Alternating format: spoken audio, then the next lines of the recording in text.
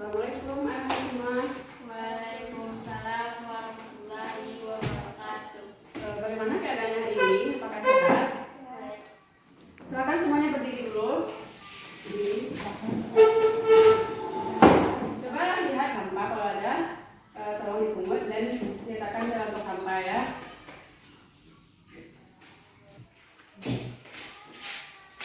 Silakan pimpin doa hari ini ya.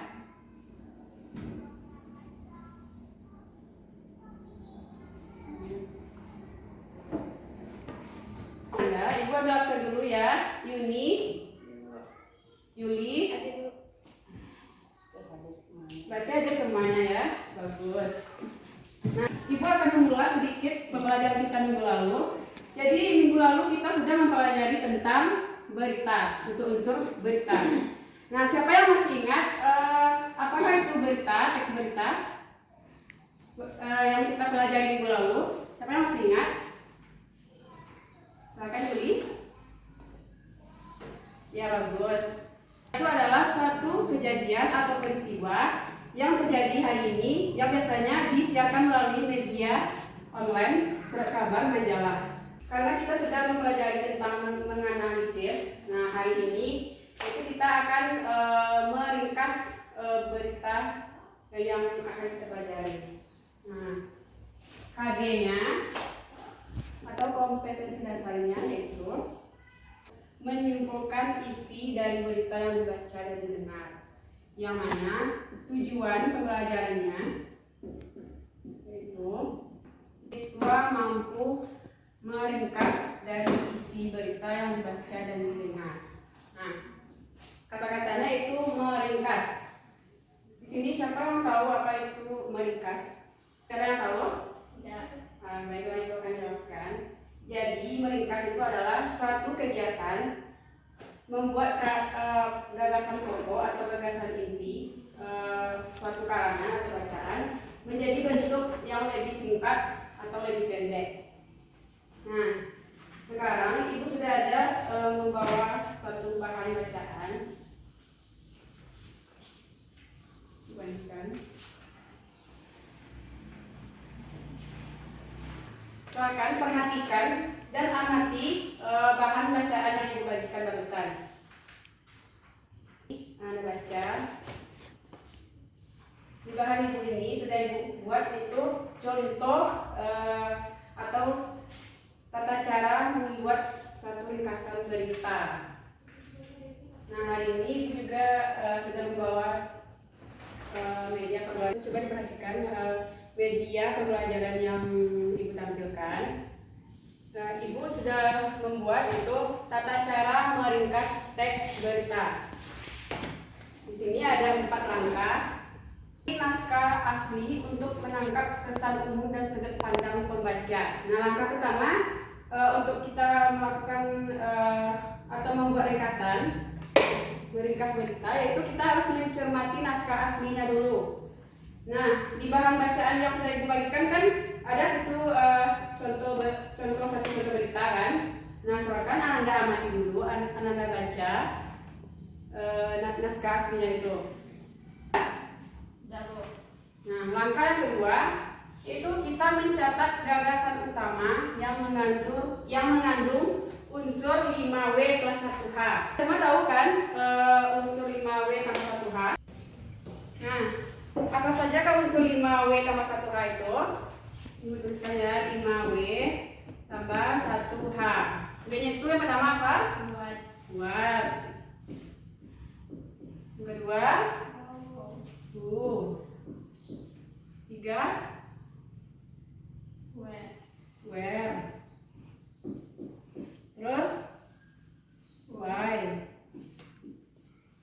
Yang terakhir? When. Yang H satunya nih? How kan? How. Nah, untuk menentukan poin yang kedua ini, mencatat gagasan utama yang mengandung unsur 5W tambah 1H. Jadi kita itu harus menentukan terlebih dahulu 5W tambah 1H dari sebuah berita. Baru kita bisa membuat satu ringkasan. Misalnya What ini kan menunjukkan apa kan? Misalnya peristiwa yang terjadi itu kebakaran misalnya kan, kebakaran. Nah, who ini siapa kan? Nah, siapa yang terlibat dalam peristiwa tersebut? Misalnya Pak Ali. Nah, selanjutnya where itu di mana? Nah, misalnya dalam sebuah berita itu where itu misalnya di Sungai Limau, misalnya kejadiannya kan, Sungai Limau. Why-nya, why itu apa? Kapan? Bagus. Nah, misalnya kapan terjadi peristiwa itu? Misalnya hari Minggu, misalnya kan. Nah, untuk yang why ini itu bisa juga dia terdapat misalnya jam atau tanggal, detik gitu. Tidak harus merupakan hari, misalnya sekitar pukul 8 malam gitu. Selanjutnya when, kenapa. Nah, yang kenapa ini berisi tentang alasan kenapa terjadinya suatu berita tersebut.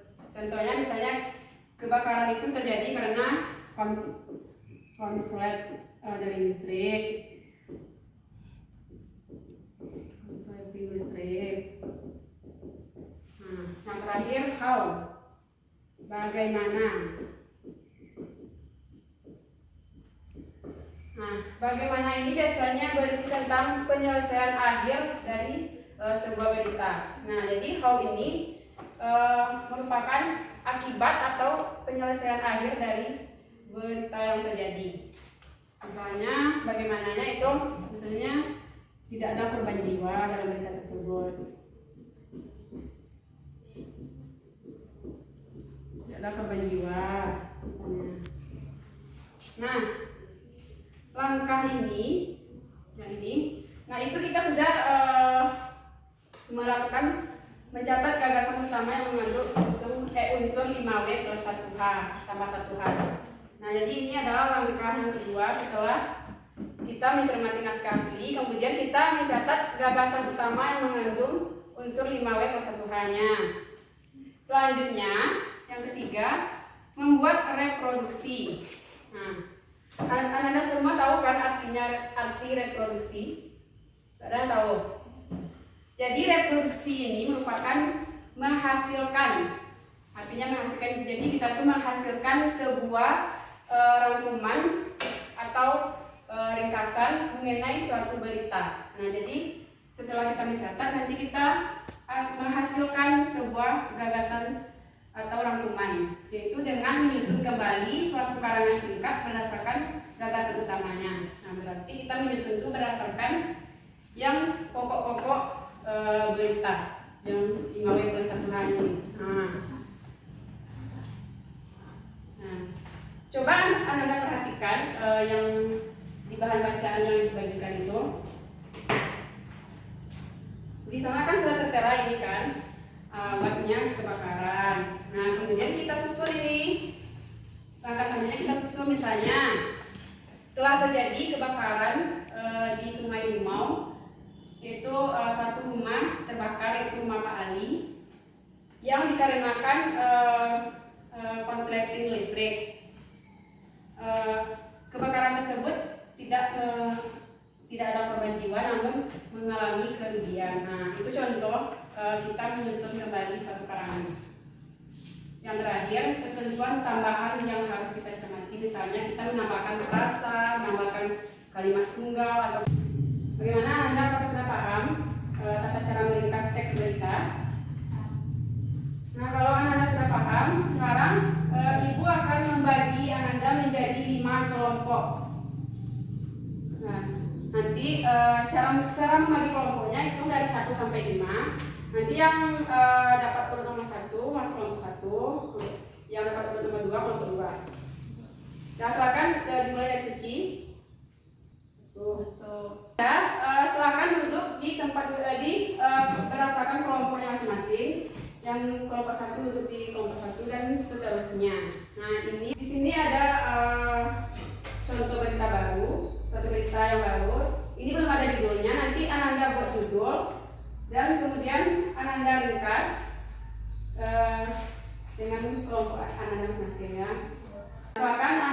kerja selama 20 menit. Baiklah Ananda, sudah 20 menit berlalu. Nah, jadi kelompok mana dulu nih yang mau tampil? Kelompok 1, silakan. Perwakilannya saja yang tampil ya. Silakan bacakan. Dari satu. Iya. Satu, peristiwa apakah itu? Letusan Gunung Agung. 2, siapa yang mengalaminya? Masyarakat di kawasan Gunung Agung. 3, di mana peristiwa itu terjadi? Di balik Gunung Agung. 4, kapan peristiwa itu terjadi? Minggu atau 13 atau 11. Mengapa peristiwa itu terjadi? A. Petugas mengimbau masyarakat untuk tak berada di zona pikiran hanya, yaitu di seluruh area dalam radius 4 km dari awal puncak gunung. Bagaimana proses terjadinya? Letusan itu berupa asap putih dan kelabu sehingga 80 meter di atas kawasan Gunung Agung.